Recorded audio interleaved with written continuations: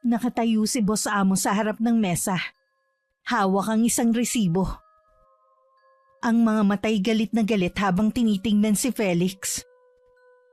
Ang paligid ng repair shop ay abala sa ingay ng mga makina at gamit.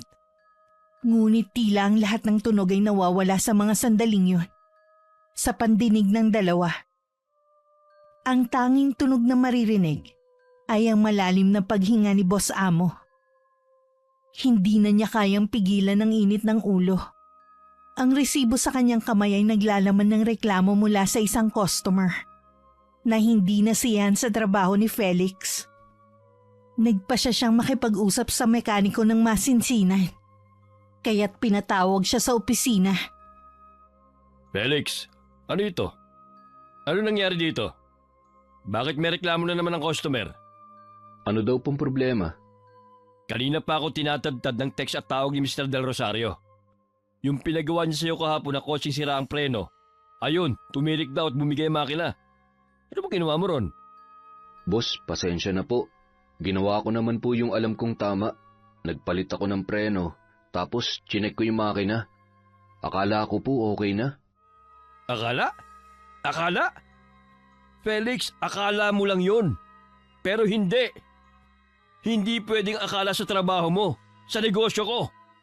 Alam mo bang galit na galit ang customer? Mukha na naman tayong walang kwenta nito. Pasensya na po. Hindi ko po sinasadya.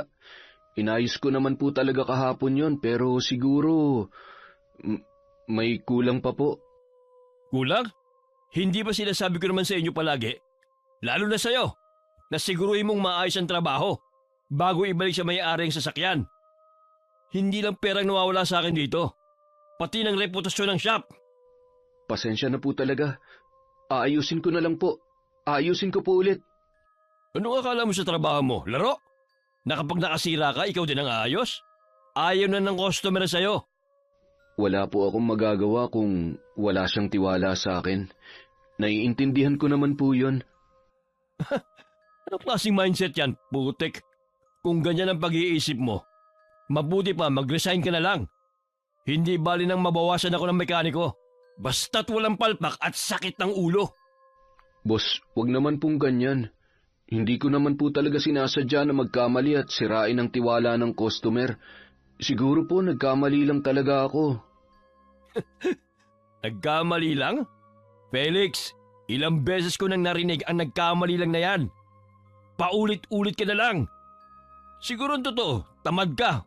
O kaya wala kang pakialam sa trabaho mo. Ganun ba, Felix? Wala kang pakialam? Boss, hindi naman po sa ganun. Ginagawa ko naman po ang lahat. Tao lang din po ako, nagkakamali. Tao ka nga, pero hindi ka na bago rito. Ilang taon ka na dito sa shop?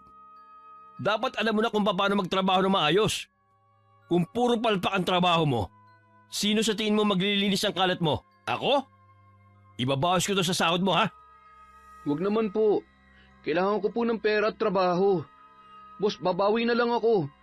Bigyan niyo po ako ng isa pang pagkakataon. Aayusin ko na talaga ang lahat, boss. Hindi na. Hindi pwedeng lagi na lang next time. Hindi mo ba naisip kung gaano kalaki ang epekto ng pagkakamali mo sa negosyo ko? Bawat reklamo, nangangahulog ang nawawala na ang tiwala ng mga customer. At yan, Felix, ang hindi ko na kayang panampasin. Namumula na ang mukha ni Felix dahil sa kahihiyan. Hindi na niya alam kung paano pa sasagutin ng kanyang amo. Hindi na siya makapagsalita. At ang kanyang mga kamay ay bahagyang nanginginig dahil sa tensyon. Ramdam niya ang malamig na pawis na dumadaloy sa kanyang noo. At hindi makatingin ng diretso. Sumisikip na rin ang dibdib dahil sa kaba. Dahil nagbabadya ang pagkasisante niya sa minamahal na trabaho. Samantala ang kanyang boss ay umupo na sa harap ng kanyang mesa.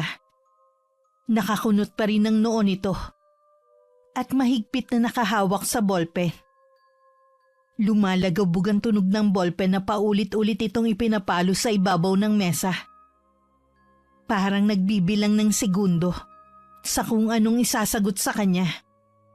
Ang kanyang matalim ng mga mata ay nakatuon kay Felix.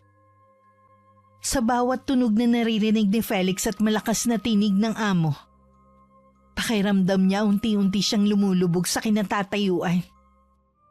Alam mo naman kung gaano kita pinahalagaan dito sa shop, di ba? Magaling ka naman talaga eh. Kaya ka nga nagtagal dito ng halos 7 taon na eh.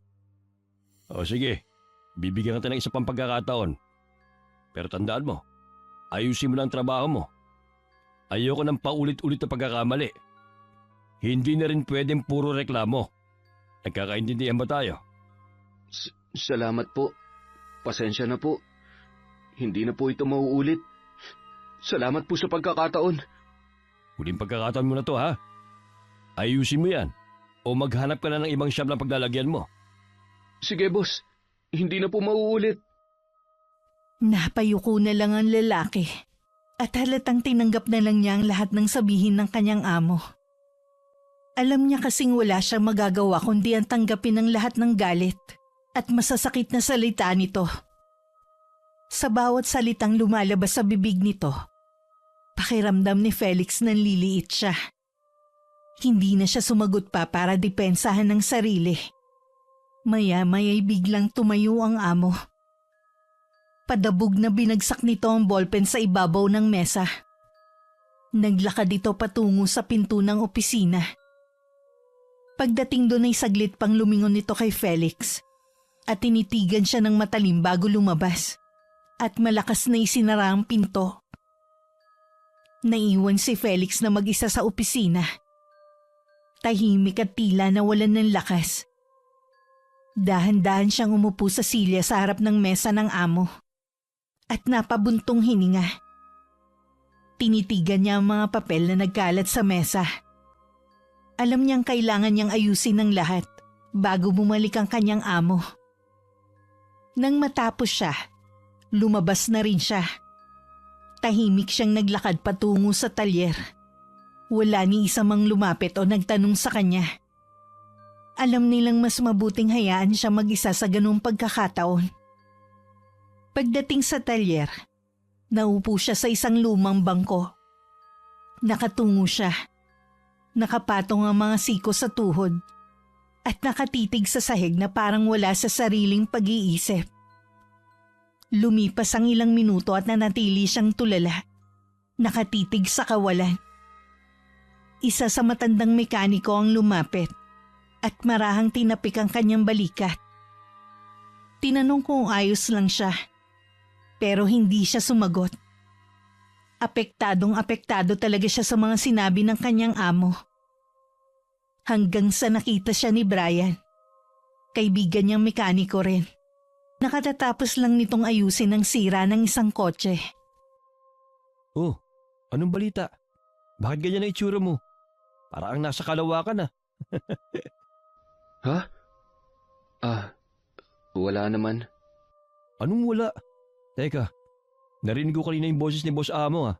Galit na galit. Ano ba nangyari? Huwag mo nang tanungin at bad trip ako. Ayos lang, sabihin mo na. Wala naman siya eh. Sumakay sa kotse, umalis. May naging problema ba? Nagreklamo yung customer kahapon. Naalala mo yung sira ang preno? Ngayon daw, hindi lang yun ang problema.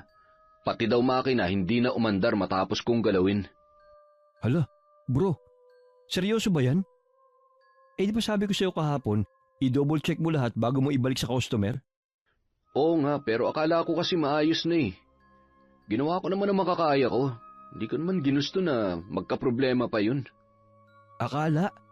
Di ba alam mo naman na bawal ang salitang akala dito? Kaya ka pala na-sermonan eh. Alam mo, dapat sigurado ka. Lalo na kapag preno at makina ang pinag-uusapan. Delikado yan. Oo na, alam ko na. Nagkamali na nga eh. Sinermo na nga ako ni boss, di ba? Tapos ikaw dadagdag ka pa. Bro, relax. Hindi kita sinasermonan. Gusto ko lang sabihin, matuto ka sa nangyari. Ayoko kasi makita kang napapagalitan ng ganyan. Alam mo namang maiksi lang ang pasensya ni boss eh. Alam mo, sa totoo lang, hindi ko talaga maintindihan eh. Kasi kahapon, maayos naman yung makina ng kotse. Nakaalis pa nga dito sa talyer, di ba? Bakit ganun? Biglang reklamo. Naku, yun lang. Baka naman pinakialaman niya yung kotse niya o may ginawa siya kaya sira ang makina. Pwede kayang ganun? Sino ba yung customer na yan? Si Mr. Del Rosario. Naku, siya pala. Alam mo, namumura na talaga sa akin yung customer na yun eh. Mahilig talaga maghanap ng butas. Kahit na maliit na issue, ginagawa niyang malaking problema para makakuha ng libreng serbisyo. Talaga? Grabe naman. Kung alam ko lang na ganun ang ugali niya, mas siniguro ko pa sana lahat. Pero alam mo, napansin ko rin kahapon, medyo panay ang tanong niya tungkol sa presyo eh. Tapos, pinababawasan niya. Kung ano-anong sinasabi sa akin, na kesyo sa kabilang talyer, mas mababa daw, tapos pulido pa ang gawa. Ayan na nga ba eh. Classic move niya yan, yung panot customer na yon. Pag hindi niya nakuha yung gusto niya, gagawa siya ng eksena para pilitin si boss na magbigay ng libreng serbisyo o refund. Nakakainis talaga yung ganyan tao. Pero, bakit hinahayaan lang yun ni boss? Bro, huwag mo masyadong dibdibin. Si boss kasi takot mawala ng customer. Pero alam mo, hindi laging tama ang customer. Sa sitwasyon mo, kung maayos ka hapon at ngayon lang nagka-problema, baka hindi mo talaga kasalanan. Oo nga, no. Pero kahit ganun, ayusin ko na lang ulit. Ayoko na madagdagan pa ang problema ni boss. Alam mo, mabuti pa, pag dinala ulit dito, lagyan natin ng ahas yung loob ng kotse niya para magtanda. Loko, wag ganun. Ano? Ayos ka na ba? Oo, ayos na ako. Salamat Pinagaan mo ang loob ko. I love you na talaga, bro. Gago, kadiri. Tumigil ka nga dyan. Kinikilabutan ako sa'yo. O sige, balik trabaho na tayo. Baka mamaya, balljack na naman tayo kay Panot. Tahimik na bumalik ang dalawa sa pagkukumpuni. Nasa ilalim na sila ng hood ng isang lumang kotse. Tanging ang tunog ng mga gamit at makina ang bumabasag sa katahimikan ng shop. Tanging ang tunog ng mga gamit at makina ang bumabasag sa katahimikan ng shop. Pareho silang seryoso sa kanilang ginagawa. Habang abala sila parang biglang nag-iba ang ihip ng hangin.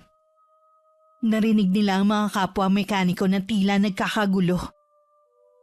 Paglabas nila sa ilalim ng hood, parehas nilang nakita na papasok sa talyer ang kotse ni Patricia. Ang apple of the eye ng buong shop. Parang bumagal ang oras at ang bawat matay nakatutok sa kanya. Napalunok si Brian at pasimpleng nag-ayos ng buhok gamit ang marumi niyang kamay. Si Felix naman ay hindi rin maiwasang sumulyap. Si Patricia ay isang babae na ubod ng ganda. May magandang ngiti mula sa mapupulang labi. Matangkad at balingkinita ng pangangatawan niya. Mapupungay din ang kanyang mga mata na parang palaging nangaakit. Kapag naglalakad ay parang modelo na rumarampa sa runway. Maganda at bagay na bagay rin sa kanyang suot na mamahaling blouse. At ang fitted jeans ay lalong nagbigay diin sa kanyang kaseksihan. Ang bawat aksesoryang suot mula sa mamahaling relo hanggang sa kumikinang nahikaw ay nagsasabing may kaya siya sa buhay. May natural na karisma si Patricia na parang humihigop ng atensyon ng lahat ng nasa paligid niya. Ngunit sa kabila ng kanyang ganda at yaman, mabait siya at palakaibigan. Kaya naman halos lahat sa talyer ay nahuhulog ang loob sa kanya. Magandang umaga. Hello, Miss Beautiful. Good morning. May problema ba ang kotse mo? May narinig kasi akong kakaibang tunog. Gusto ko sanang patingnan. Aba, akong bahala dyan. Sanay na ako dyan. Si Felix na lang. Mas kampante ako kapag siya nag-aayos. Napataas ang kilay ni Brian, pero hindi na sumingit. Napangiti si Felix, halatang kinikilig ngunit pinilit mag-focus. Anong klaseng tunog yun narinig nyo? Siguro preno o kaya loose lang ang belt. O baka may barya sa loob. Sana nga ganun lang kasimple. Pero seryoso, parang may kalansing sa ilalim, parang may natanggal na parte. Ganon. Sige, titingnan ko. Pwede rin kasing muffler lang o baka may natanggal na bolt. Kaya sa'yo ako eh. Magaan talaga ang loob ko kapag ikaw nag-aayos. Parang feeling ko safe na safe ang kotse ko sa'yo. Salamat, ma'am. Sige, ikaw na munang bahala ha. Punta muna ako ng washroom. Sige po. Naglakad na papunta sa washroom si Patricia. Ang lahat ng mga matay nakatutok sa kanya. Dahil tila sinasadya naman ito maglakad ng mabagal at parang rumarampa sa harap ng mga mekaniko. Ang bawat kilos niya ay may kumpiyansa at lambing. Kahit may hawak na tools ay saglit na natigilan ng ilan. At nagkunwaring may inaayos. Pero palihim na sumusulyap sa babae. Nang makapasok na siya sa washroom, biglang sumigla ang paligid at ang mga matay biglang bumaling kay Felix. Halos sabay-sabay nang umisi ang mga ito. Hindi nakaligtas sa paningin ng lalaki ang kinikilos ng mga kasamahan niya. Hindi maikakaila ang pamumula ng kanyang mukha. Felix! Oh, ano na naman yan? Ibang klase ang swerte mo. Sana all. Manahimik ka nga dyan, nakakaya sa mga kasamahan natin. Sus, ba't ka naman mahihiya? Alam naman nila kung gaano patay na patay siya si Sexy. Huwag ka nga mapag-imbento dyan. Hindi ako nag-iimbento. Halata naman na kapag nandito yan, ikaw lang halos ang pinapansin niya. Yang tipong yan nga parang gusto na dumalas ang sira ng kotse para lang makita ka. Hinaan mong boses mo, gago. Nakakaya kay Ma'am Patricia pag narinig ka niyan. Sus, kunwari ka pa. Kinikilig ka naman. Anong kinikilig? Trabaho lang to, ano ka ba? Trabaho? Bakit kanina parang may gusto ko ng ibang trabahuhin? Iba ka kasi mag-asikaso kanina eh. Ikaw na ngayon ang bagong leading man dito sa shop. Tumigil ka na nga. Magtrabaho na lang muna tayo. Alam mo, sigurado ko, malaki ang tama sa'yo ng babaeng yan. Hindi nakakatuwa yung sinasabi mo ha. Alam mo naman may asawa ako eh. Mamaya makarating sa kanya to, patay ako. Ay, oo nga pala. Hala, lagot ka. Ano na naman yung sinasabi mo? Wala akong ginagawang masama. Malinis ang konsensya ko at di ko lolokohin ang asawa ko. Takot ko lang dun. Natatakot ka? Wala namang magsusubong dito ah. Alam ko namang may gusto ka rin kay Patricia eh. Tumigil ka nga, Brian. Wala namang ganun. Ang dumi-dumi ng utak mo. Sige na nga, sabi mo eh. Nang bumalik si Patricia mula sa washroom, biglang balikan lahat sa kanilang mga gawain. Parang walang nangyari. Ngunit patuloy pa rin ang lihim nilang mga sulyap. Samantala si Felix naman ay nanatiling tahimik at nagpatuloy sa kanyang ginagawa. Makalipas ang ilang minuto, natapos niya ang ginagawa niya. Loose bolt sa may gulong. Huwag ka mag-alala. Walang seryosong sira. Talaga? Buti na lang. Salamat Felix ha. Maasahan ka talaga. Naku, wala pong anuman, ma'am. Alam mo, gwapo ka pala talaga ano? Kahit ka puro grasa, ang lakas pa rin ang dating mo. Talaga? Ay nako, ma'am, magbabayad pa rin kayo rito kahit utu-utuin niyo ako. Hindi ha. Seryoso ako. Rare kasi yung ganyang charm. Kaya naisip ko, baka free ka mamayang gabi. Bala ko sanang mag-dinner sa bagong bukas na resto ng kaibigan ko. Baka gusto mo akong samahan. Dinner? Naku, ewan ko lang po. Ang dami pa namin trabaho dito, baka gabihin po kami. Ma'am, wala na po kayong dapat alalahanin pa. Si Felix mamaya, libreng-libre na. Ako nang bala dito sa shop. Pinagsasasabi mo? Sino nagsabi na libre ako? Ikaw, pinangungunahan mo na naman ako eh. Ay, ayaw mo akong samahan? Promise, mabilis lang naman. Tsaka mag-e-enjoy ka din doon. Masasarap ang pagkain. Hindi naman po sa ayaw, pero kasi biglaan naman po masyado. Sus bro, biglaan. Ano ba Felix? Huwag ka na mag-inarte. Si Ma'am Patricia na yan, oh. Felix, kung ayaw mo, okay lang naman. Pero malulungkot lang ako. First time ko pa namang mag-imbita ng ganito. Kasi kapag hindi ako umuwi na maaga mamaya, baka mag-alala yung misis ko. Naku, sweet mo naman kay Mrs. Swerte niya sa'yo. Pero baka naman pwedeng paalam ka muna. Kahit isang oras lang. Naku, huwag mo nang palampasin, bro. Isang dinner lang naman yan, eh. Ako nang bahala sa asawa mo. Basta sabihin mo sa kanya, nag-overtime tayo. Sige na, hindi ako sanay nang napapahiya, oh. Kung saglit lang naman. Sige, pwede siguro. Heto yung calling card ko. Tawagan mo ako ha pagka-out mo. Huwag ka na mag-alala sa damit mo. Ako nang bahala. Okay? Ha?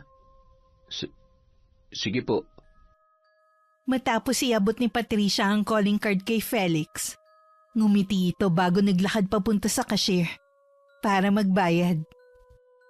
Ikaw talaga, Felix. Ang lakas mo. Ano na naman yan?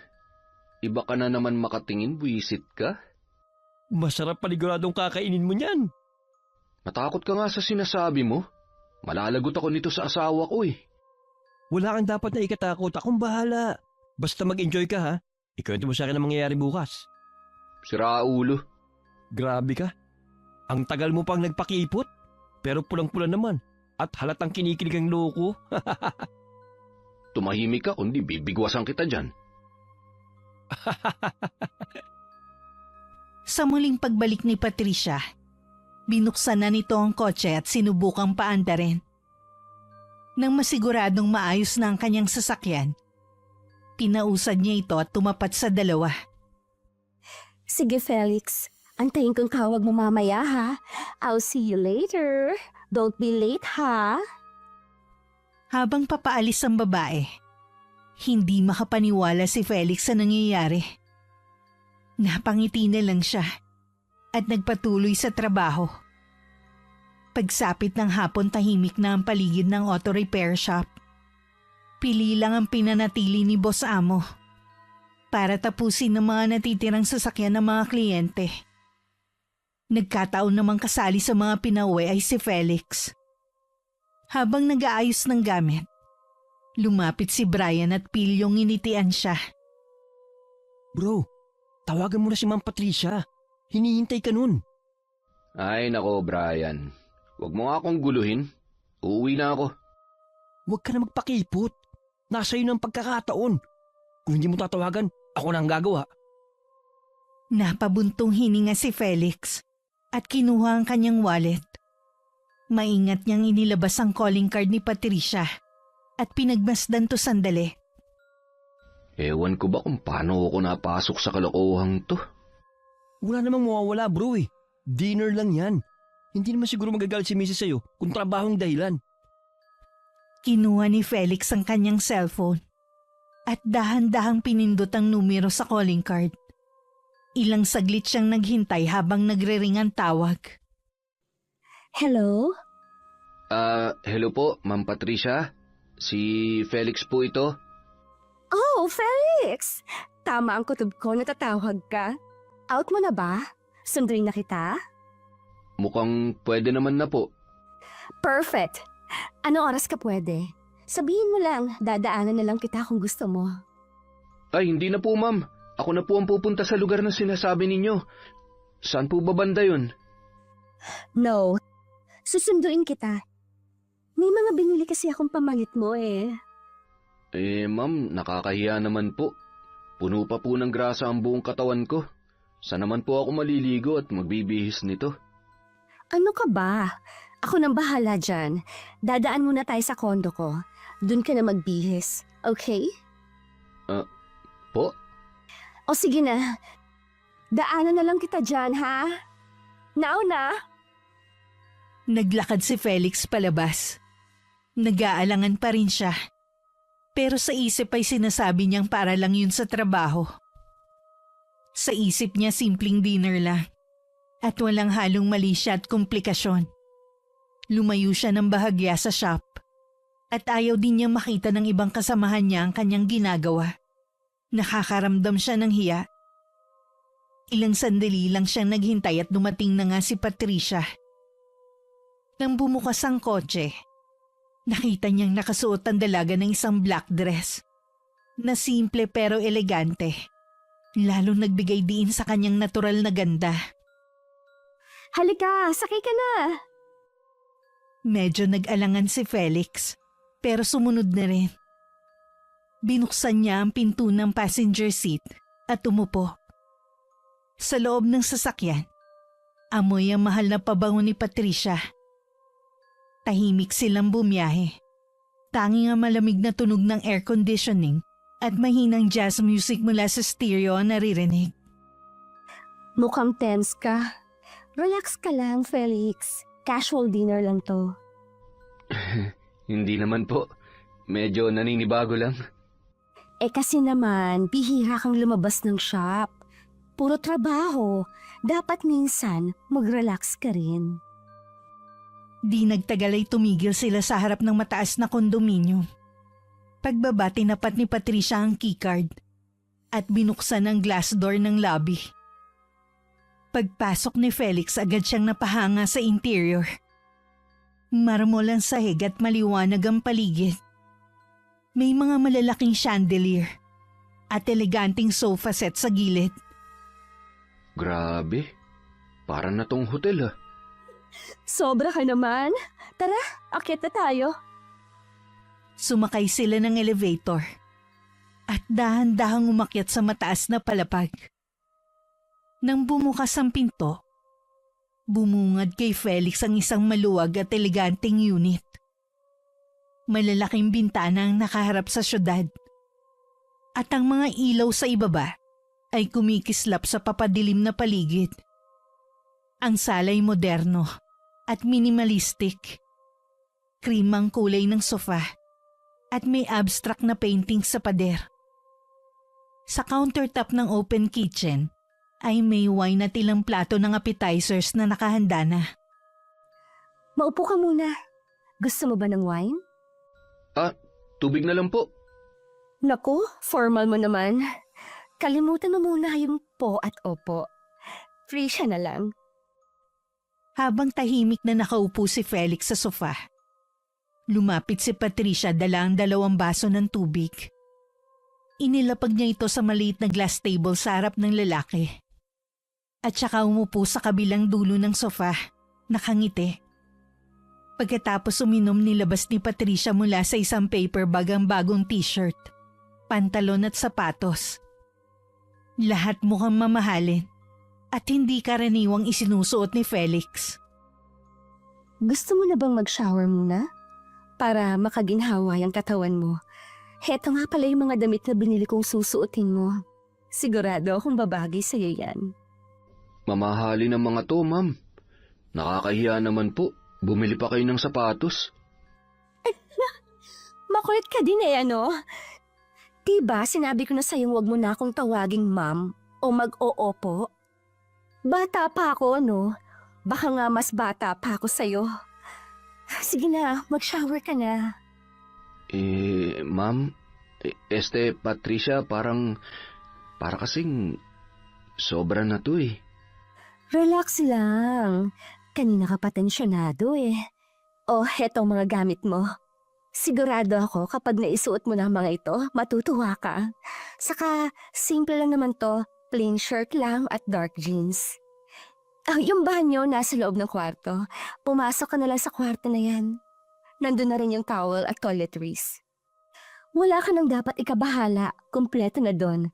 Kinumpleto ko na. Nag-alinlangan si Felix. Pero nang makita niyang seryoso si Patricia at wala naman siyang ibang opsyon, tumango na lang siya. Salamat, Patricia. Tumayo si Felix at dahan-dahan pumasok sa kwarto dala ang mga damit. Pagpasok niya ng silid, agad na nakaagaw ng kanyang pansin ng kama ng babae. Malaki ito at alam niyang tiyak na malambot. Parang nakaramdam siya ng parang inaaya siya dung mahiga. Ang puting kumot ay makinis na makinis at wala man lang maski konting lukot. Ang mga unan ay nakaayos din at umahalimuyak sa loob ang napakabangong amoy ng floral at vanilla. Napalunok si Felix at napakrus nang pumasok sa kanyang isipan ang imahe nilang dalawa ni Patricia na magkatabi. Nakahiga at balot ng kumot. Agad niyang iniwas ang tingin at kinamot ang batok. Pilit na binabalik ang sarili sa realidad. Grabe naman to. Kung ano-ano naiisip ko. Napabuntong hininga siya at lumingon sa banyo. Pilit na binubura ang tensyong nararamdaman niya. Inilapag niya ang damit sa gilid ng kama. Pumasok siya sa loob. Pagkasara niya ng pinto, napabuntong hininga siya at saglit na tumitig sa salamin. Ano ba tong pinasok ko? Lagot ako kay Lorraine nito. Habang tumatama ang malamig na tubig sa kanyang balat, napapikit si Felix. Sinusubukan linisin hindi lang ang katawan, kundi pati ang gumugulo sa kanyang isipan. Ngunit kahit anong pilit niyang alisin ang imahe ni Patricia, bumabalik ito. Ang lambing ng kanyang boses, ang pag-aalalang ipinapakita nito, at ang pagtrato sa kanyang tila espesyal. Napailing siya at mahina siya nagsalita sa sarili. Hindi tama to. May asawa ako. Ngunit habang iniisip niya si Lorraine, bigla ring sumagi sa kanyang isipan ang kanilang mga huling pag-aaway. Ang malamig na pagsasalita nito, ang madalas na pag-iwas sa kanya, at ang tila palaging pagod na mukha tuwing dumarating siya galing trabaho. Pagkatapos maligo, lumabas si Felix ng banyo na ang tanging suot ay tuwalya na nakatapis sa kanyang bewang. Habang tinutuyo niya ang kanyang buhok gamit ang kamay, napansin niyang nakaupo si Patricia sa kama, nakatalikod at nagsusuklay ng mahaba niyang buhok. Hindi maiwasan ni Felix na mapansin ang kagandahan nito. Saglit siyang natigilan. Pinipilit na ibaling ang tingin sa ibang direksyon. Subalit tila ba may kakaiba siyang nararamdaman. Sabay pa nang mapansin niyang umiba ang ambience ng kwarto. Ang malamlam na liwanag mula sa lampshade at ang amoy ng pabango ni Patricia ay nagbigay ng init sa paligid. Napalunok si Felix. Biglang bumalik sa isip niya ang imahe nilang dalawa na magkatabi sa kama. Agad niyang iniwas ang tingin at kinamot ang kanyang batok. Ano ba to? Narinig ni Patricia ang kanyang boses at napalingon ito. Isang ngiting may halong biro ang bumungad sa kanya. Naku, sorry. Akala ko sa loob ka ng banyo magbibihis eh. O baka naman sinadya mong lumabas para ipakita sa akin yan. Naku, hindi. Iniwan ko kasi itong mga gamit dito sa kama.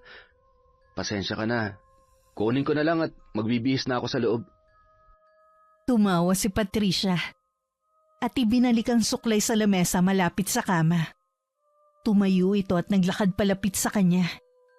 Tanga ng bagong biling damit. Oh, heto na, suotin mo. Sigurado akong babagay ito sa'yo. Iniabot ni Patricia ang mga damit, pero hindi agad kinuha ni Felix. Huwag ka nang mahiya. Tsaka huwag ka nang bumalik sa banyo.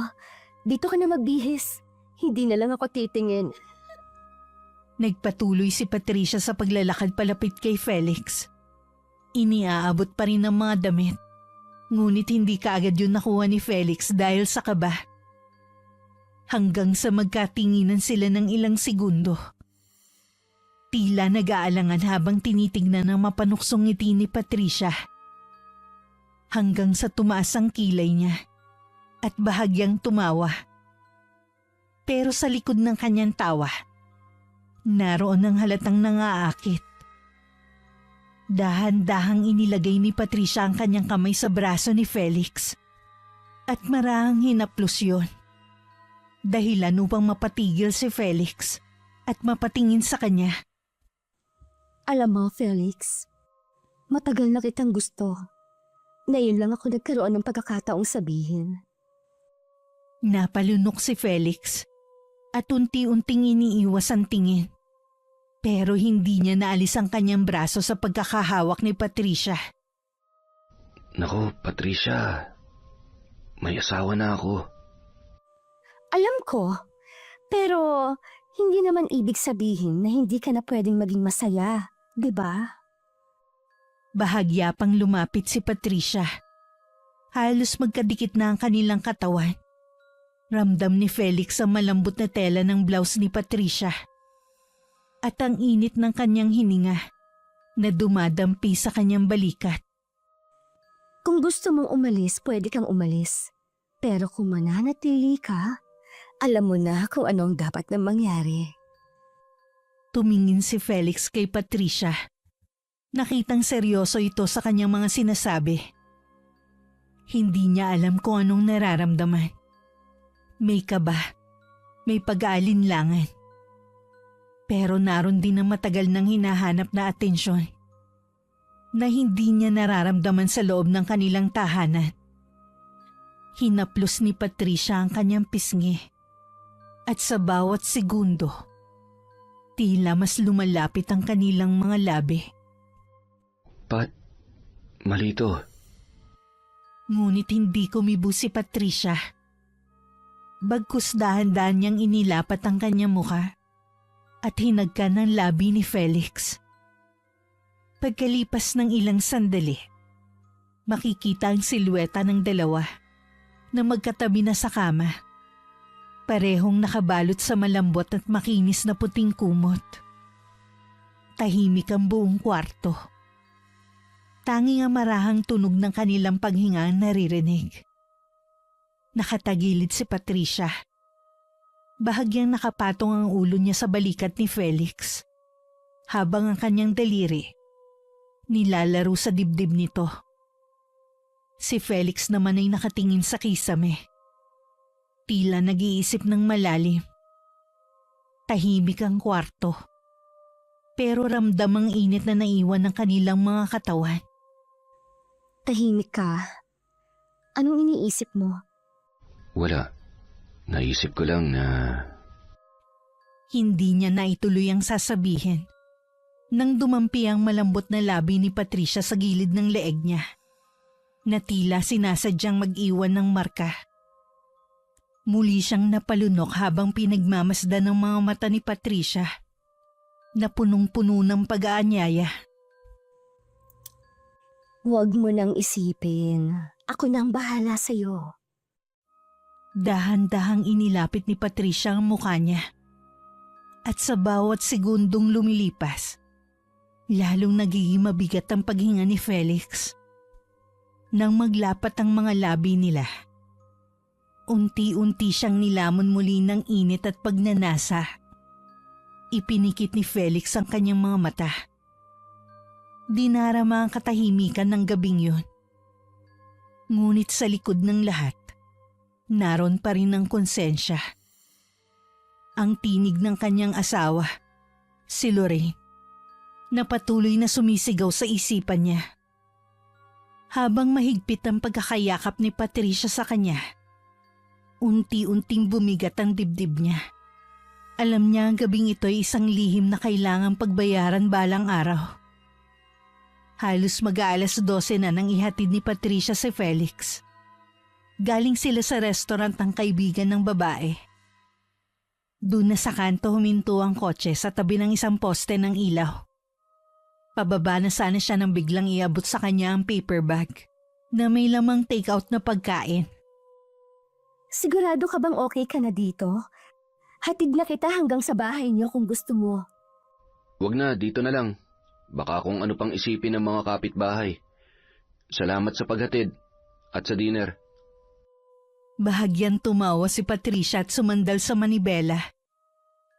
Tinitigan si Felix na tila nang aakit pa rin kahit paalis na. Wala yon. Basta tawagan mo ako kapag may kailangan ka, ha? Sana hindi ito ang huli, Felix. Sige, salamat ulit. Ingat ka. Bumaba na siya at dahan-dahang isinara ni Felix ang pinto ng sasakyan. At habang umaandar na ito papalayo, napatitig siya sa mga ilaw ng brake light na dahan-dahang naglaho sa kanto. Napatungo siya at napabuntong hininga bago naglakad pa uwi. Pagpasok niya sa bahay, tahimik ang lahat. Nakasarado na ang mga ilaw. Maliban sa maliit na nightlight na naiwan sa may kusina. Dumaan siya sa kusina at dahan-dahang ibinaba ang dala niyang takeout sa lamesa. Habang tinatanggal niya ang kanyang sapatos, lumabas mula sa kwarto si Lorraine, naka-nightgown at halatang kagigising lang. Nagulat si Felix at bahagyang natigilan. Saan ka galing? Gabi na. May nag-birthday lang na kasamahan namin. Birthday? Bakit hindi mo man lang sinabi sa akin? Biglaan sila nag-aya eh. Biglaan? Pero nakaporma ka at mukhang bago lahat yung suot mo ha. Hindi ko alam na bumili ka ng ganyang damit at sapatos. Ikaw naman, biglaan nga. Wala na kaming oras na umuwi kaya dumaan na lang kami sa Tianggian. Bumili ng mga to. Mahal, pasensya ka na kung hindi ako nakapagpaalam sa'yo. Sinong mga kasama nyo? Kami-kaming magkakasama sa talyer. Sino pa ba? Walang babae? Wala. Talaga? Siguraduhin mong wala talaga ha? At siguraduhin mo din na hindi ka talaga nagsisinungaling. Mahal naman, nagsisimula ka na naman eh. Ang dami mong tanong. Wala ka bang tiwala sa akin? Masama na ba magtanong ngayon ng misis sa kanyang mister na halos inumaga ng uwi? Nagkasarapan kasi ng kaunti sa inuman. Pagpasensyahan mo na ako. Sa susunod, magpapaalam na ako sa'yo. O eto, kumain ka para mabawasan yung pagbubunga mo. Bunga nga agad? Teka, ano ba yung inuwi mo? Aba, pati pagkain mo kang mamahalin ha. Sosyal yata ang katrabaho mo. Marami bang napaldo? Pinagsasasabi mo. Malay ko ba kung magkano yan? Hindi naman ako nagbayad eh. Mabuti nga naalala pa kita eh at inuwihan kita. Sige na, tikman mo. Promise, masarap yan. Sinimulan tikman ni Lorraine ang pagkain at nagustuhan naman niya to. Ngunit nang malapit na siyang matapos, biglang tumayo ang kanyang mister at naghubad ng pangtaas na damit at iniligay ito sa labahan. Ngunit naging mabilis ang mga mata ng Gina dahil sa konting sandali na nasa harap niya ang mister.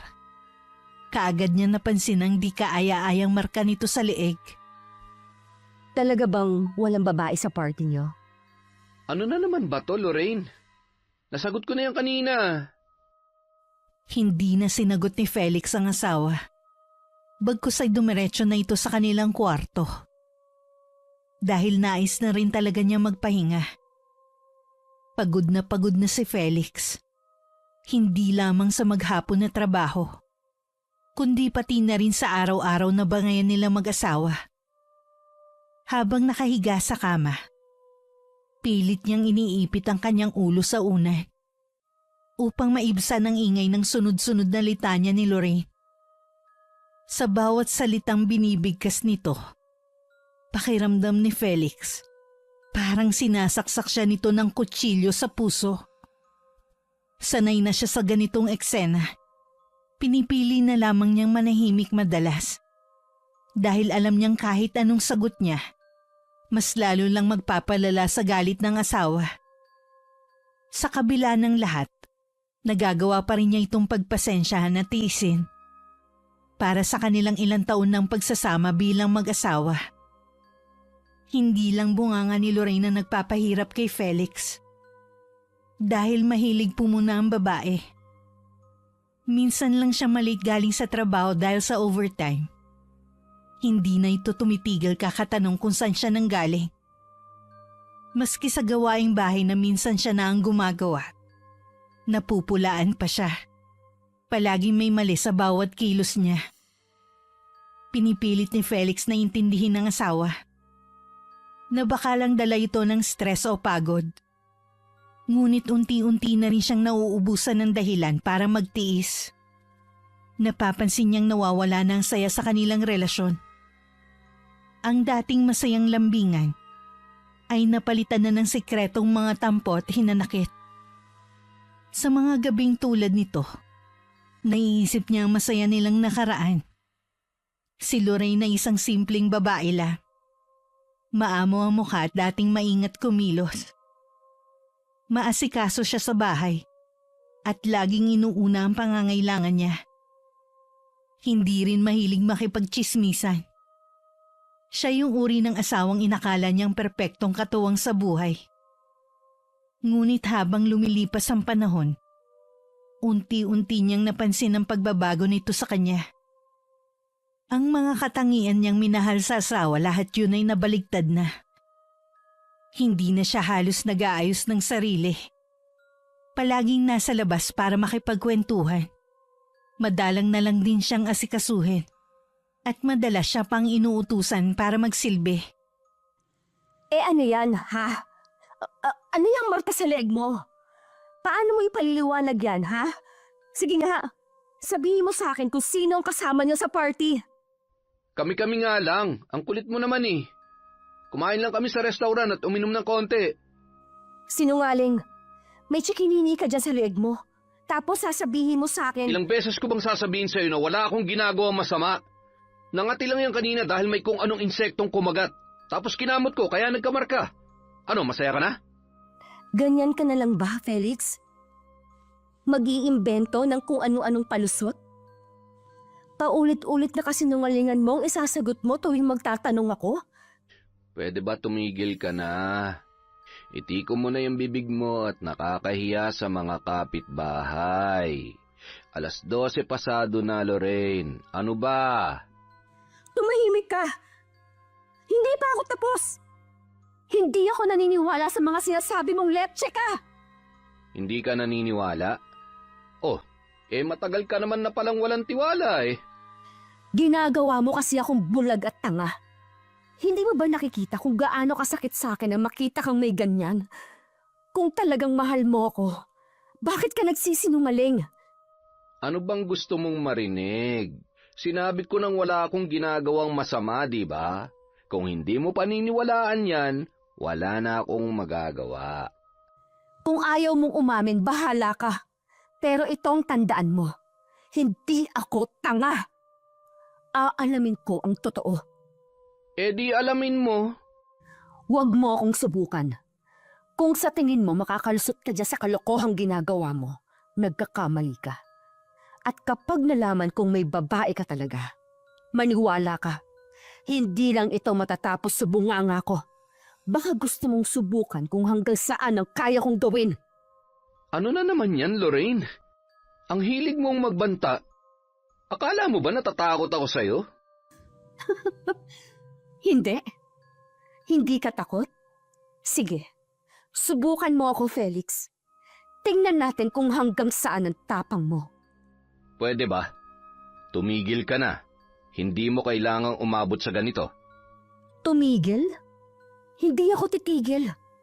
Aayusin mo yung sarili mo o ako ang gagawa ng paraan para malaman ang ginagawa mong kalokohan. At kapag nangyari yon, huwag kang umasa na magiging mabait ako. Tandaan mo, wala akong sinasanto kapag nasaktan ako. Alam mo, Lorraine, hindi ko na alam kung anong klaseng asawang gusto mong maging ako eh. Pero kung lagi kang ganyan, baka talagang wala na tayong patutunguhan. Anong ibig mong sabihin? Gusto mo nang makipaghiwalay? Wala akong sinasabing ganyan. Bakit? Bakit mo ako ginaganito? Ano bang kasalanan ko sa'yo para tratuhin mo ako ng ganito? Dahil ba hindi tayo magkaanak? Ginawa ko naman lahat, di ba? Lahat ng sakripisyo, lahat ng pag-aalaga para sa'yo, para sa atin. Anong magagawa ko? Hindi nga ako makabuo. Tama na, nakikiusap na ako. May trabaho pa ako bukas. Kailangan kong matulog. Matutulog ka? Tapos ako ano? Magpupuyat kakaiyak? May ideya ka ba talaga kung gaano kahirap para sa akin ito? Araw-araw akong nag-iisip, nag-aalala, kung totoo pa bang mahal mo ko. Napapagod din naman ako, Felix. Pero pinipilit kong magtiwala. Pero sa tuwing may nakikita akong mga ganyan, parang unti-unti nang nawawala yung lakas ko. Hindi kita gustong saktan, pero hindi ko alam kung paano ko mapapakalma ang utak mo. Lahat ng ginagawa ko, mali pa rin sa'yo. Hindi ko kailangan ng kung ano-ano. Gusto ko lang ng assurance. Gusto kong maramdaman na ako pa rin ang mahal mo. Kasi kung totoo yan, bakit parang ako lang ang lumalaban para sa relasyon natin? Mahal kita, pero ang hirap kung lahat ng galaw ko, kukwestiyonin mo. Kung mahal mo ako, ipakita mo naman. Huwag mo akong bigyan ng rason para magduda. Hindi ko naman hinihingi ang sobra-sobra. Gusto ko lang maramdaman na may halaga pa ako sa'yo. Pasensya na kung nasasaktan ka. Hindi ko gustong gawin sa'yo yun. Biglang tumahimik si Lorraine. Dahan-dahan itong nahiga sa tabi ni Felix. Tahimik na ang kwarto. At sa unang pagkakataon sa gabing yun, nakaramdam si Felix ng ginhawa. Kahit na naghahalo ang kanyang mga nararamdaman ng gabing yun, pilit niyang kinalma ang sarili at binubura sa isip ang kanyang nagawang kasalanan. Unti-unting bumigay ang kanyang katawan at nakatulog na ang lalaki. Habang mahimbing na natutulog si Felix, nanatiling gising si Lorraine. Pilit niyang pinapakalma ang sarili. Ngunit hindi niya mapigilang magduda. Alam niyang ito ang tamang pagkakataon para alamin ang totoo. Dahan-dahan siyang bumangon mula sa kama. At maingat na sinilip si Felix upang matiyak kung talagang tulog nga to. Nang masigurong hindi na to magigising, kinuha niya ang damit na hinubad ng asawa kanina at inilagay sa labahan. Isa-isa niyang tinignan ang bawat bulsa, bawat sulok ng damit. Umaasang makakahanap siya ng anumang ebidensya na magpapatunay sa kanyang hinala. Nang makita niyang walang laman ng mga bulsa, hindi pa rin siya tumigil. Sinuri niya ang kwelyo, ang manggas, at kahit ang tela ng damit. Baka may mga bahid ng pabango o anumang kakaibang bagay. Habang ginagawa ito, naghalo ang kaba at galit sa kanyang dibdib. Habang hawak ang damit, naisip niyang maaaring wala siyang makita sa gabing ito. Ngunit alam niyang hindi pa rin siya titigil. Para kay Lorraine, hindi sapat ang salita ni Felix. Kailangan ko makasigurong hindi mo talaga ako niloloko. Nang makabalik na siya sa kanilang silid mag-asawa, narinig niyang tumunog ang cellphone ni Felix. Nung unay nag-alangan pa ang babae, pero kinuha niya rin to. Nakita niya may bagong mensahe mula sa isang walang pangalang sender. Hindi nakasave sa phone book ng asawa. Miss na kita. Kailan ulit tayo magkikita? Salamat kanina ha. The best ka. Nanlaki ang mga mata ni Lorraine. Napalunok siya ng laway habang unti-unting bumibigat ang kanyang paghinga. Tumayo siya ng matagal at nakatitig sa sahig. Hindi makapaniwala sa kanyang nabasa. Binuksan niya ang call logs ng telepono at nakita niya na tumawag si Felix sa numerong yun. Huminga siya ng malalim. Pinipigilan ang kanyang pag-iyak. Tumingin siya kay Felix na mahimbing na natutulog. Dahan-dahan siyang lumapit at naupo sa tabi nito. Inilapag niya ang cellphone sa mesa. Kasunod ng malalim na buntong hininga. Kaya pala late ka na umuwi. Kaya pala parang ang layo mo na sa akin. Muli siyang napatingin sa mukha ni Felix. Bakas ang kapayapaan sa pagtulog nito. Pinunasan ni Lorraine ang kanyang luha. Kinuha niya ang kumot at marahang kinumutan si Felix. Sana hindi mo ako ipagpalit. Hindi ko kaya. Kinabukasan ay unti-unting nagising si Felix. Naamoy ang mabangong halimuyak ng nilulutong almusal mula sa kusina. Naririnig niya ang mahinang tunog ng kawali at mga kubyertos. Dahan-dahan siyang bumangon at lumabas ng kwarto. Takang-taka sa kung sino ang nagluluto. Sa kusina nakita niya ang kanyang asawang si Lorraine na abala sa pagluluto.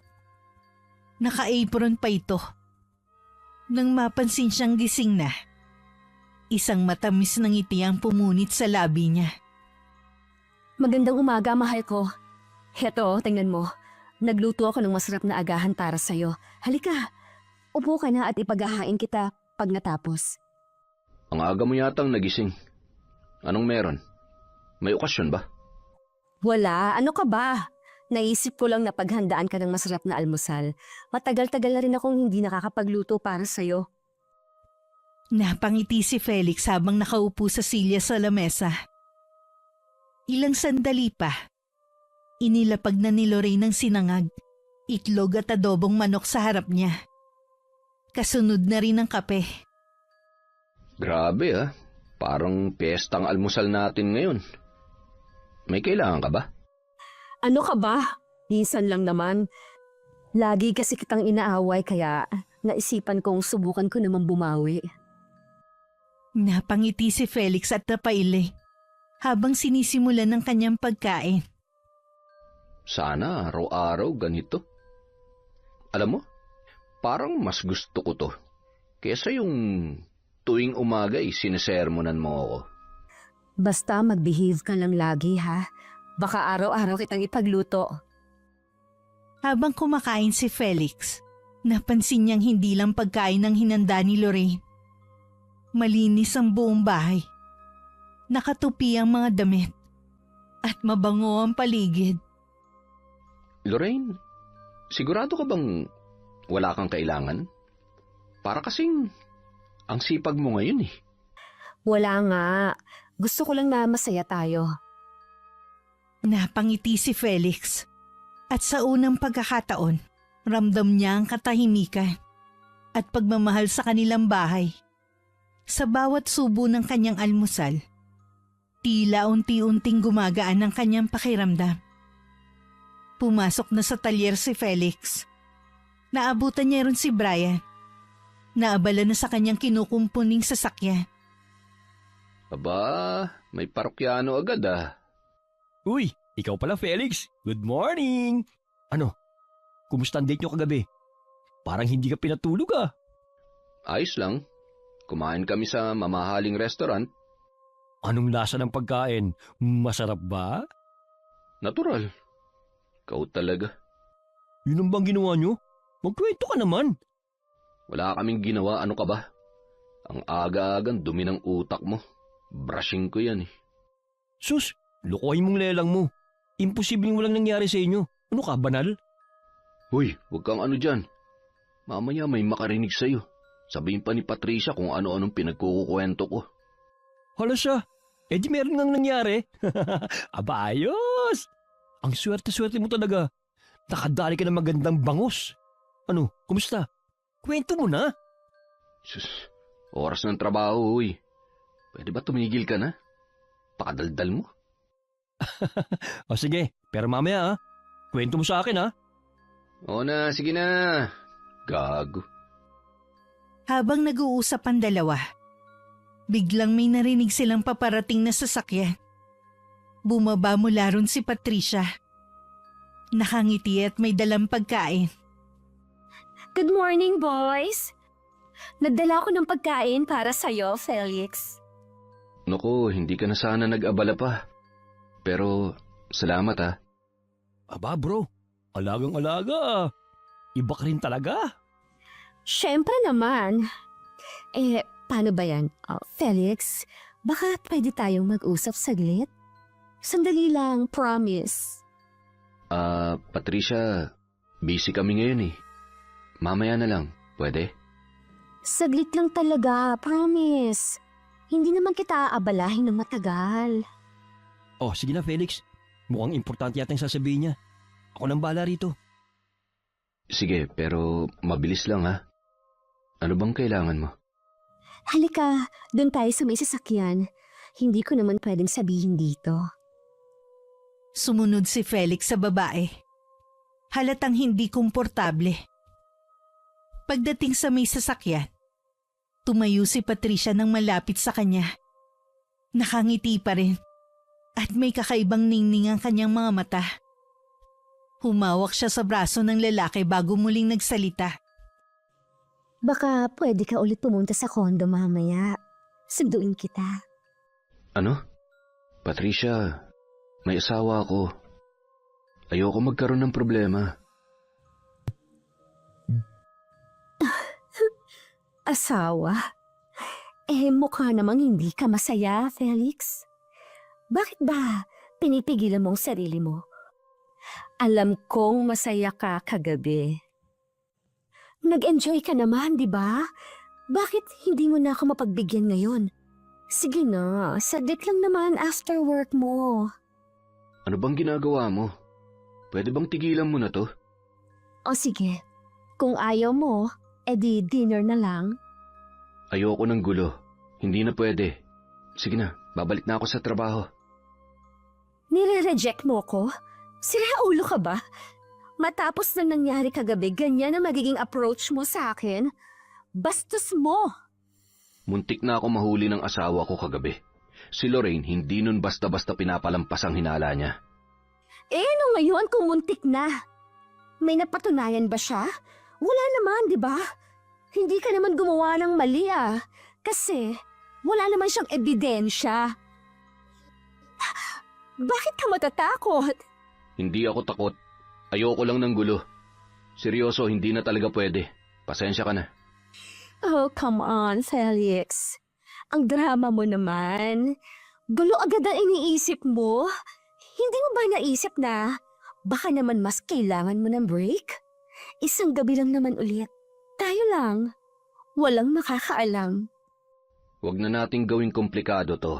May asawa na ako at kahit ano pang sabihin mo, ayoko masira ang pamilya ko. Ano ba yan? Asawa na naman. Kung talagang masaya ka sa kanya, hindi mangyayari yung kagabi.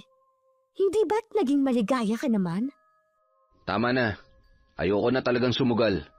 Napakabigat na ng sitwasyon ko sa bahay at ayoko nang gawing mas mahirap pa. Iniisip mo kasi palagi ang problema. Paano naman ang sarili mo? Minsan lang tayo mabuhay. Minsan lang ang pagkakataong ganito. Ako na nga itong nagsusumiksik pero ikaw pang nagkakaboy? Sorry, Patricia. Ayoko nang dagdagan ng mga pagkakamali ko. Sana maintindihan mo. Sige, pero tandaan mo, lagi lang akong nandito. Kapag napagod ka na sa drama sa bahay, alam mo kung saan mo ko mahanap. Pagkatapos ng huling sinabi ni Patricia, tumalikod si Felix. Naglakad palayo. Iniiwasan ang anumang posibleng pag-usapan pa nila. Habang naglalakad pabalik, ay panay ang bulong sa sarili ni Felix. Tama na. Tumigil ka na, Felix. Si Patricia naman ay nanatiling nakatayo sa tabi ng sasakyan. Nakapamewang at tila hindi makapaniwala sa nangyari.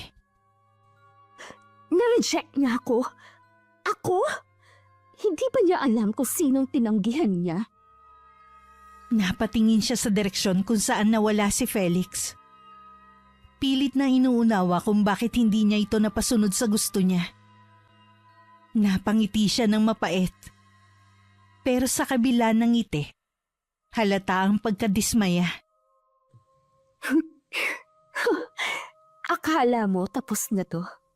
Wala akong ginusto na hindi ko nakuha, Felix. Wala! Tumalikod na si Patricia at sumakay muli sa kanyang sasakyan. Ang mga matay kumikislap na parang may iniisip na bagong plano. Habang papalayo ang sasakyan, Isang malalim na buntong hininga ang kanyang binitiwan, na parang nagpapahiwatig na hindi siya susuko sa gusto niyang makuha.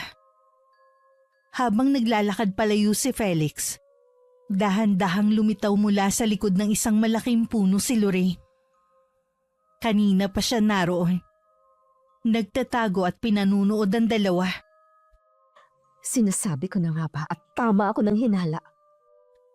Masamang-masama ang loob ni Lorraine habang sinisipat ang pwesto kung saan kanina nag-uusap ang kanyang asawa at ng babae. Hindi man niya narinig ang usapan. Malinaw na kakaiba ang kilos ng dalawa. Kitang-kita niya kung paano hawakan ni Patricia ang braso ng kanyang asawa at kung paano itong umiti ng may lambing at pangaakit. Napahigpit ang hawak ni Lorraine sa hawak niyang bag na may lamang baong pagkain ng asawa.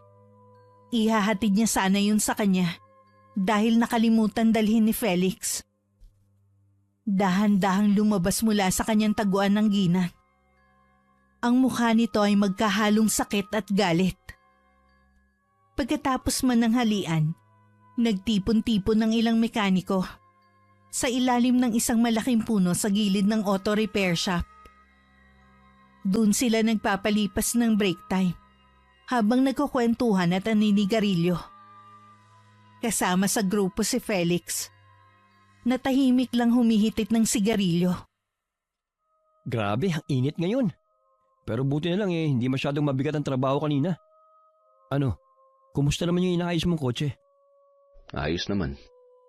Natapos ko na. Pero kailangan pang i-double check mamaya. Alam mo naman, yung reklamador nating customer ang nagpagawa. Malalagot na naman ako nito kay Boss Amo kapag naulit ang nangyari nung unang gawa ko sa kotse niya. Kung bakit naman kasi ikaw ang paborito ng hayop na yun eh. Alam mo, siguro bakla yun. Hanep, ang gwapo mo kasi. Ang dami mong naaakit. Sana nga, naging pangit na lang ako eh. Ayoko ng gulo. Sa bagay. O sige, mag-relax na muna tayo. Break time naman eh. Ikaw na lang ang mag-relax. Marami pa akong iniisip. Oo na. Teka, bakit parang ang lalim ng hinga mo? Ayos lang ako. Na-stress lang ng konti. Asawa mo na naman ang dahilan? Hindi. Pinagluto pa nga ako nun ng masarap na almusal eh. At pinabaunan ng tanghalian na nakalimutan ko naman. Hindi siya dahilan ng stress ko kundi... Si Patricia ba? Malaking gulo nga yan bro. Pero kung talaga nakukonsensya ka, ikaw na lang ang umiwas. Kalimutan mo kung ano nangyari at bumawi ka sa asawa mo. Alam ko. Alam kong dapat ganun nga. Kaso ang hirap eh. Parang kahit anong gawin ko, hindi mabura sa isip ko yung nangyari. Ay, nakukonsensya ako sa ginawa ko, pre. Ayusin mo na lang yan. Hindi pa naman huli ang lahat eh. Wala pa namang alam ang asawa mo dito, di ba? Paano kung malaman niya? Paano kung hindi niya ako mapatawad? Wala yan. Hanggat walang nagsasabi sa inyo ni Patricia ng tungkol sa nangyari, wala siyang malalaman. Mabuti pa, huwag mo nang pansinin yung babae. Putulin mo na ang kahit anong koneksyon nyo. Mag-move on ka na. Salamat, Brian, ha? Tama ka. Habang tumatayo si Brian at lumayo, naiwan si Felix na nakatulala. Iniisip kung paano niya aayusin ang mga bagay. Alam niyang mahirap ang tatahakin niyang landas. Pero alam din niyang ito lang ang tanging paraan para maibalik ang kapayapaan sa kanyang buhay at sa kanyang pamilya. Nagpatuloy ang kanilang usapan. Pero natigilan si Felix nang may maramdamang kakaiba sa kanyang katawan. Napahawak siya sa kanyang tiyan dahil sa hindi maipaliwanag na sakit. Aray! Oh, ayos ka lang ba? Parang bigla kang namutla. Ano, masakit ba tiyan mo?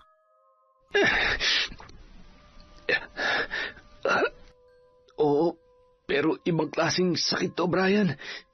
Hindi lang basta kabago kung ano. Parang, parang may kumikis-kis sa loob ng tiyan ko eh. Umiikot din. Baka naman may kung ano kang kinain o nakontra.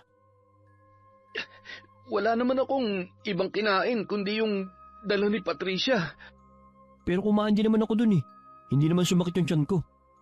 Hindi ko alam. Aray ko!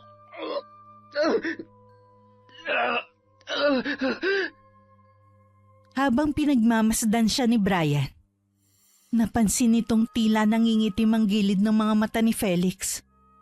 Maputla din ang mukha nito, maging ang mga labi. Napansin din niyang nanginginig ang mga kamay nito. Baka kailangan mo na magpatingin sa klinik. Sandali lang. Kaya ko pa. Baka kusa rin tong mawala. Ngunit hindi bumuti ang kanyang pakiramdam. Bagkus ang sakit ng kanyang tiyan ay unti-unting gumapang sa kanyang buong katawan. Nanlamig ang kanyang mga kamay, lalo at tila nang hina ang mga binti niya. Pinilit niyang tumayo ng diretso, ngunit habang tumatagal, lalong lumalala ang sakit. Napahawak siya sa pader para hindi matumba. Sinubukan niyang huminga ng malalim, ngunit parang masumigpit ang pakiramdam sa dibdib niya. Nanginginig na ang kanyang mga kamay, at ang paningin niya'y tila umiikot. Naramdaman niyang parang may bumibigat sa mga binti niya, na parang pinapako ang mga to sa lupa. Ang sakit! Hindi ko na kaya!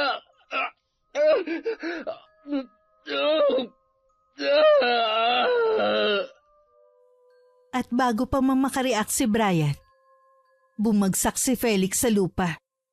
Nawala nito ng malay. Nagkagulo ang ibang mekanikong nakakita. Agad-agad siyang pinaligiran. Sa malayo nakatayo si Lorraine. Tahimik na pinanonood ang lahat. Ang mukha niya'y hindi mabasa kung galit o natutuwa. Sa kanyang mga daliri marahan niyang nilalaro ang isang maliit na piraso ng basahan na may nakaguhit na kakaibang simbolo. Felix, ito pa lang ang simula. Ipinapangako ko. Pagdudusahan mo ang ginawa mong panloloko sa akin. Nang magising si Felix, bumungad sa kanya ang mukha ng kanyang asawa na punong-puno ng pag-aalala. Nakaupo ito sa tabi ng kanyang kama. Mabuti naman at nagising ka na. Tinawagan ako ng mga kasamahan mo sa trabaho. Ang sabi nila, bigla ka raw nawala ng malay at hindi ka na magising kaya itinakbo ka dito sa ospital. Habang nakikinig, pilit na inaalala ni Felix ang mga nangyari bago siya nawalan ng malay. Ang biglaan sakit sa kanyang tiyan, ang paninikip ng kanyang dibdib, at ang malamig na pawis na bumalot sa buo niyang katawan. Ayon sa doktor na tumingin sa kanya, ang naging diagnosis ay hypertension. Paliwanag nito maaaring dulot ito ng sobrang pag-iisip at stress na nagdulot ng biglang pagtaas ng kanyang dugo. Kaya nawalan siya ng malay. Hypertension daw. Sabi ng doktor, kailangan mo magpahinga at bawasan ang stress. Kaya ngayon, kailangan mo muna mag-leave sa trabaho para makapagpahinga ka. Ako na munang bahala sa lahat. Hypertension? Paano nangyari yun eh? Masakit lang naman ang tiyan ko. Kasama na ba yun sa sintomas ng high blood? Sumakit ang tiyan mo? Bakit? May kinain ka bang... Teka, oo, naiwan mo yung baon mo. Baka kaya sumakit ang tiyan mo kasi meron kang kinain na panis o kaya merong lason. Kaya ka nagkaganyan. Saan ba kasi galing ang kinain mo? Sa karinderya malapit sa shop. Di bali na, magaling ka naman na daw. Felix, kung may iba kang nararamdaman, sabihin mo sa akin ha? Huwag mong itago sa akin. Ayokong may masamang mangyari sa'yo.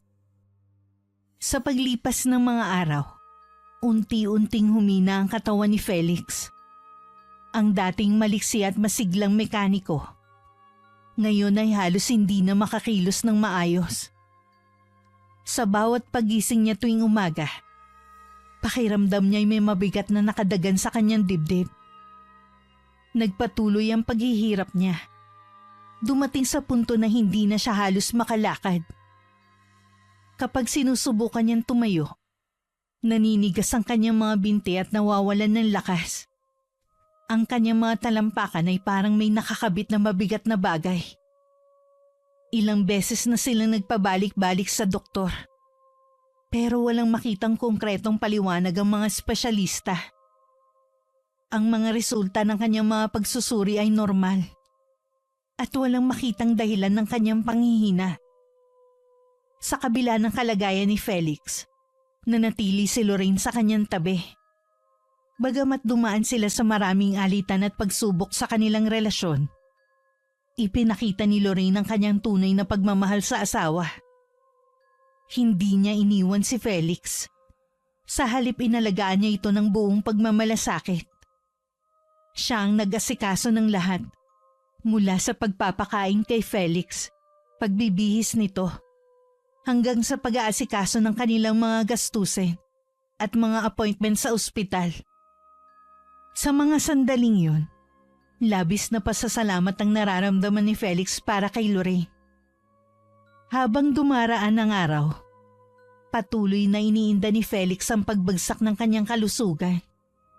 Wala na siyang magawa kundi ang umasa kay Lorraine. Hanggang sa isang araw, habang nasa palengke ang asawa, may dumating siyang mga bisita. Si Brian at isang hindi niya kilalang matanda. Bro, kumusta ka na? Ang payat mo na. Grabe, ang bilis naman. Ano nangyari sa'yo? Hindi ko nga alam eh. Wala namang makita ang mga doktor kaya di nila ako magamot. Di ko alam kung napapano ako. Kaya nga ako pumunta ngayon dito eh. At isinama ko ng tiyo ko na albularyo. Susubukan niyang alamin kung bakit ka nagkakaganyan. Ako nahihirapan sa kalagayan mo eh. Baka sakaling makatulong sa'yo yung tiyo ko. Ang matandang lalaki na may suot na simpleng puting kamiseta at may dalang maliit na bag ay maingat na lumapit. Mahinahon nitong tinanong si Brian tungkol sa kalagayan ni Felix. Habang ang huli naman ay nakatitig lang. Hindi sigurado kung maniniwala ba siya sa ideya ng isang albularyo. Ako si Carlo. Si Brian ay pamangkin ko. At siya ang nagsabi sa akin ng tungkol sa kalagayan mo. Ang sintomas na ikinakwento niya ay hindi basta-basta. Sa tingin ko hindi ito ordinaryong sakit. Pwede ba kitang tignan? Walang nagawa si Felix kundi tumango. Sa puntong yun handa na siyang subukan ng kahit ano. Lalo't wala nang maipaliwanag ang mga doktor. Dahan-dahang lumapit si Mang Carlo. At inilabas ang ilang gamit mula sa kanyang bag. Mga kandila, langis, at isang peraso ng tela. Ipikit mo ang mga mata mo at mag-relax ka. Sinimulan na ng matanda ang pagdarasal. Habang ginagawa yun, inilagay niya ang langis sa noo ni Felix at sinimulang pahiran ng kanyang braso at binte. Sa pagkakataong yun, tila binalot ng mainit ang buong katawan ng lalaki. Sinasabi ko na nga be, may mabigat at masamang enerhiya ang nakakabit sa iyo. Hindi natural ang pinagmulan ng sakit mo, iho. Mukhang may gumagawa sa iyo ng masama. Ha? Po? Anong ibig niyong sabihin? Kinukulam ka. At kinalulungkot ko. Hindi ito madaling alisin dahil yung kulam niya sa iyo naidaan na sa pagkain. Hindi mo na ako magagamot? Kung ganun, mamamatay na ba ako? Hindi. May pwede pa naman akong gawin. Yun ay kung pahihintulutan ako ng asawa mo na gamutin ito. Bakit naman hindi papayag ang asawa ko? Sa pagkakataong yun bumukas ang pinto at pumasok si Lorraine. Bit-bit ang mga pinamili mula sa palengke. Napahinto siya sa pintuan nang makita ang albularyo. Ano to? Ano nangyayari dito? Agad na nagpaliwanag si Brian kay Lorraine. Pero laking gulat nila na nagalit ito. At bigla na lang silang itinulak kasabay ng mga pagbabanta. Walang nagawa ang dalawa kundi ang lumabas ng bahay. Seryoso ka ba talaga dito? Aasa ka na sa albularyo? Hindi mo ba naisip na baka lalo lang lumala ang sitwasyon? Bakit? Wala namang masama. Lorraine, Ilang linggo na akong ganito. Para akong nauupos na kandila. Pagod na ako sa kakabalik-balik sa ospital at sa kakapaliwanag ng mga doktor na wala namang nakikita sa akin. Hindi mo ba naiintindihan? Ayoko na ng ganito. Kung may kahit kaunting pag-asa na gumaling ako, bakit hindi natin subukan? Tumigil ka! Hindi ako naniniwala sa mga ganyan. Paano ka gagaling sa kandila o sa langis o sa orasyon nila? Hindi naman to tungkol sa kung anong pinaniniwalaan mo. Katawan ko to. Gabi-gabi pakiramdam ko para akong tinudurog sa sakit. Araw-araw nawawalan ako ng lakas. Ayoko nang hintayin na wala na ako magawa bago tayo kumilos. Sa kalaliman ng gabi, natuklasan ni Felix ang isang bagay na gumulantang sa kanyang pagkatao. Nakita niya si Lorraine na nakatayo sa tabi ng kanilang kama. Sa kamay nito'y may hawak na maliit na bote na puno ng mga kakaibang bagay. Mga hibla ng buhok, piraso ng damit at iba pang misteryosong laman. Hindi ito nagsasalita. Ngunit naririnig ni Felix ang mahihinang bulong mula rito. Mga salitang parang nasa wikang Latin o orasyon. Si Lorraine sa sandaling yun ay nakakatakot. Dahil sa matatalimang kanyang mga mata. Ngunit ang mas ikinatakot niya ay nang mapansin niya ang hawak ng kanyang asawa na nooy titig na titig sa bagay na nasa kanyang kabilang kamay. Ang kanyang litrato. Labis siya nabigla sa nakita. Hindi siya makapaniwala at ang takot na nararamdaman niya ay naging galit. Hindi niya kayang tanggapin na ang babaeng iniisip niyang nagmamahal sa kanya, si Lorraine, ang posibleng kumukulam sa kanya. Ano to? Bakit mo ginagawa to? Ha? Teka, mali ka na iniisip. Bakit, Lorraine? Anong kasalanan ko? Hindi. Mali ka ng akala, Felix. Mali. Hindi mo ba naiintindihan ang ginagawa mo? Pero sinusubukan kitang iligtas. Iligtas ako? Ang tawag dito pangkukulam. Alam ko na ang lahat. Alam ko na may ginagawa kang masama. Sumulyap si Lorraine kay Felix at nakita niya ang galit sa mga mata nito. Ngunit tila hindi siya tinatablan. Tumango siya ng mabagsik. Oo, mangkukulam ako.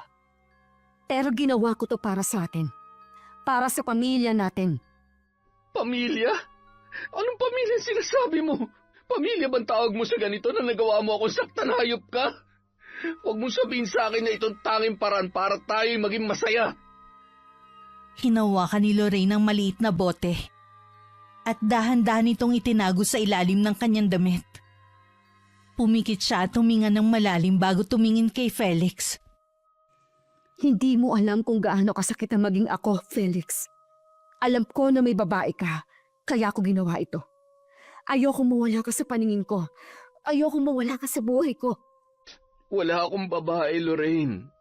Oo, may babaeng umaaligid sa akin at aaminin ko, nagkamali ako na minsang sumama ako sa kanya pero ikaw ang pinili ko at paulit-ulit kong pipiliin sa kabila ng mga kakulangan mo bilang asawa. Umamin ka rin. Sinasabi ko na nga ba at tama ako na niloko mo ko. Oo, nagkasala ako pero hindi kita niloko. Ano tong ginawa mo? Pinahihirapan mo ko. Ano to? Gusto mo akong patayan, ha? Itinatama ko lang ang mali. Kung pababayaan kita, darating ang araw na iiwan mo ako. Hindi kayang itama ng mali ang isa pang pagkakamali, Lorraine. Hindi na kita kilala. Kung gusto mo, sige. Sige, patayin mo na ako kung diyan ka magiging masaya.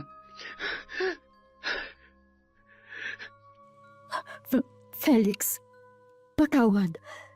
Patawarin mo ako, hindi ko sinasadya. Hindi ko na kaya magtiwala sa'yo. Hindi na. Handa na ako. Sige, patayin mo na ako para matapos ng paghihirap ko. Sa gabing yun matapos ang matinding komprontasyon ay tumagilid na si Felix. At hindi na muli pang kumibo ang kanyang asawa. Tumanggi siya sa lahat ng pagsubok niyang makipag-ayos. Hanggang sa nakatulog na siya dala ang matinding hinanakit sa asawa. Nagising na lamang siya nang marinig ang tunog ng isang pinto na bumukas at sumara.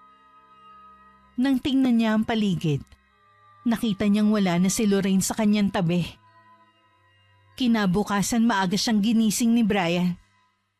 Kasama nito ang albularyong si Mang Carlo.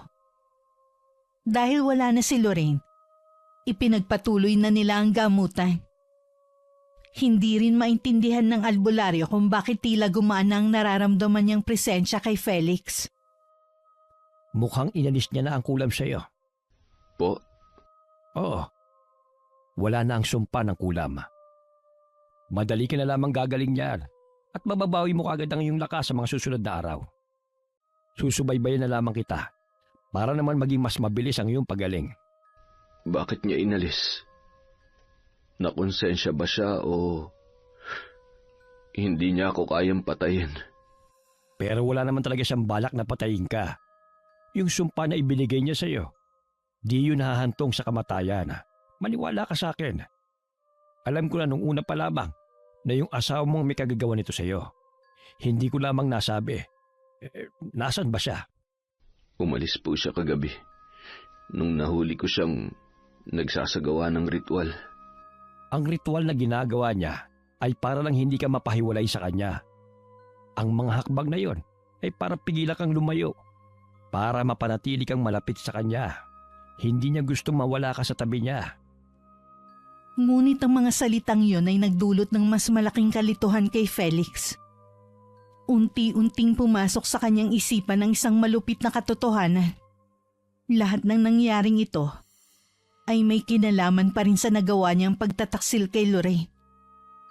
Hindi niya kayang baliwalain ang mga desisyon niyang nagtulak kay Lorraine sa ganitong uri ng aksyon. Kasalanan ko naman kung bakit niya nagawa sa akin to. Ako ang dahilan kung bakit nagawa niya ang bagay na yun. Pero bro, sapat na bang dahilan yun para gawin niya yun sa'yo? Napaka-selfish naman ang katwiran niya. Munti ka na niyang gawing baldado. Oo, mali siya, Brian. Pero mali rin ako. At pinagbayaran ko ng mga pagkakamali ko.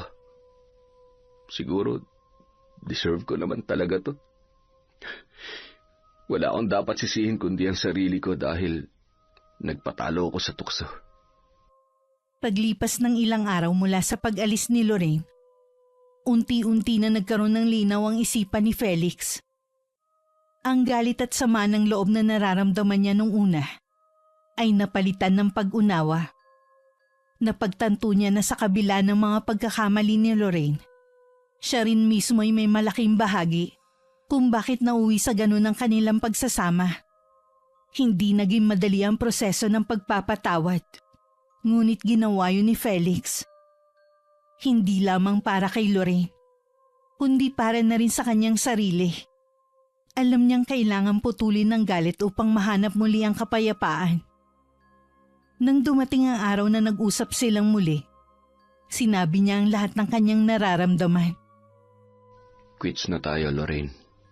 Nagawa mo ng ginawa mo at alam kong kasalanan ko rin kung bakit nangyari ang lahat. Pero gusto ko lang malaman mo na pinapatawad na kita. Hindi ko na rin gustong dagdagan pa ang sakit na nararamdaman natin pareho. Sa kabila ng pagpapatawad, malinaw kay Felix na ang kanilang relasyon ay hindi na maaaring maibalik sa dati. Ang tiwalang nawala at mga sugat na naiwan ng mga nakaraang pangyayari ay masyadong malalim upang muling buuin. Kaya't nagdesisyon siyang tuluyan ng tapusin ang kanilang pagsasama. Sinundo si Felix ng kanyang ina at isa-isa niyang inalis ang kanyang mga gamit mula sa bahay na minsan nilang tinirhan ni Lorraine. Habang nag-iimpake, hindi niya maiwasang maalala ang masasayang sandali nila noon. Ngunit alam niyang yun ay bahagi na lamang ng nakaraan. Bago siya tuluyang umalis, nagpaalam siya sa asawa. Sana magawa mo ring patawarin ang sarili mo. Sa paglipas ng panahon, sinikap ni Felix na buuin muli ang kanyang buhay. Ang kanyang desisyon na magpatawad at tuluyang lumayo ay naging simula ng isang bagong kabanata para sa kanya. Isang kabanatang puno ng pag-asa at mga aral mula sa nakaraan. Wakas. Nakatayo si Boss Amo sa harap ng mesa. Hawak ang isang resibo. Ang mga